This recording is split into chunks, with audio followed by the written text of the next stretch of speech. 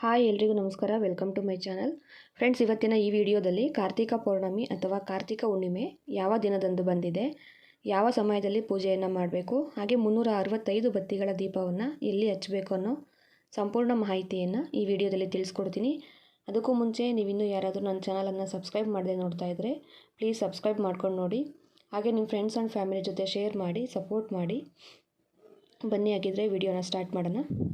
ಕಾರ್ತಿಕ ಮಾಸ ಅಂದ್ರೇ ಶಿವನಿಗೆ ಅತ್ಯಂತ ಪ್ರಿಯವಾದಂತಹ ಮಾಸ. ಕಾರ್ತಿಕ ಪೌರ್ಣಮಿ ಅಥವಾ ಕಾರ್ತಿಕ ಹುಣ್ಣಿಮೆ ಈ ದಿನ ಸಾಕಷ್ಟು ದೇವಸ್ಥಾನಗಳಲ್ಲಿ ವಿಜೃಂಭಣೆಯಿಂದ ಆಚರಣೆಯನ್ನು ಮಾಡ್ತಾರೆ. ಹಾಗೆ ದೀಪೋತ್ಸವಗಳನ್ನು ಕೂಡ ಮಾಡ್ತಾರೆ. ಈ ಕಾರ್ತಿಕ ಹುಣ್ಣಿಮೆಯನ್ನು ಕಿರು ದೀಪಾವಳಿ ಅಂತಲೂ ಕರೀತಾರೆ. ಹಾಗಿದ್ರೆ ಈ ವರ್ಷ ಕಾರ್ತಿಕ ಪೌರ್ಣಮಿ ಯಾವ ದಿನ ಬಂದಿದೆ, ಹಾಗೆ ಯಾವ ಸಮಯದಲ್ಲಿ ಪೂಜೆಯನ್ನು ಮಾಡಬೇಕು ಅನ್ನೋದನ್ನು ಇವಾಗ ತಿಳಿಸ್ಕೊಡ್ತೀನಿ.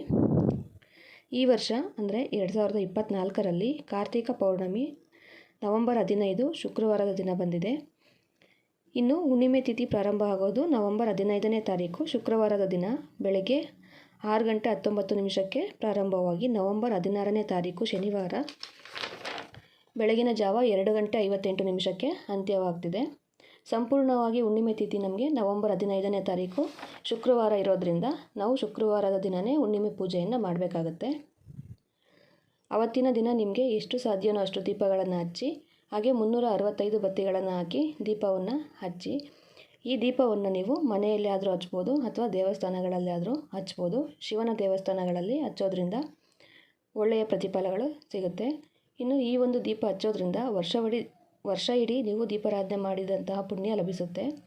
ಪ್ರತಿಯೊಬ್ಬರು ಕೂಡ ತಪ್ಪದೇ ಈ ಕಾರ್ತಿಕ ಪೌರ್ಣಮಿಯನ್ನು ಆಚರಣೆ ಮಾಡಿ. ನೋಡಿದ್ರಲ್ಲ ಫ್ರೆಂಡ್ಸ್, ಈ ವಿಡಿಯೋದಲ್ಲಿ ಕಾರ್ತಿಕ ಪೌರ್ಣಮಿ ಯಾವಾಗ ಪ್ರಾರಂಭ ಆಗುತ್ತೆ, ಹಾಗೆ ಯಾವಾಗ ಮುಕ್ತಾಯ ಆಗುತ್ತೆ ಅನ್ನೋದನ್ನು ಈ ವಿಡಿಯೋದಲ್ಲಿ ತಿಳಿಸ್ಕೊಟ್ಟಿದ್ದೀನಿ. ಮುಂದಿನ ವಿಡಿಯೋದಲ್ಲಿ 365 ಬತ್ತಿಗಳನ್ನು ಹಾಕಿ ದೀಪಾರಾಧನೆ ಮಾಡೋದು ಹೇಗೆ ಅನ್ನೋದನ್ನು ತಿಳಿಸ್ಕೊಡ್ತೀನಿ. ನಿಮಗೆ ಈ ವಿಡಿಯೋ ಇಷ್ಟ ಆಗಿದೆ ಅಂತ ಭಾವಿಸ್ತೀನಿ. ಇಷ್ಟ ಆಗಿದ್ರೆ ಪ್ಲೀಸ್ ವಿಡಿಯೋಗೊಂದು ಲೈಕ್ ಮಾಡಿ. ಇನ್ನು ಯಾರಾದರೂ ನನ್ನ ಚಾನಲನ್ನು ಸಬ್ಸ್ಕ್ರೈಬ್ ಮಾಡದೆ ನೋಡ್ತಾ ಇದ್ದರೆ ಪ್ಲೀಸ್ ಸಬ್ಸ್ಕ್ರೈಬ್ ಮಾಡ್ಕೊಂಡು ನೋಡಿ.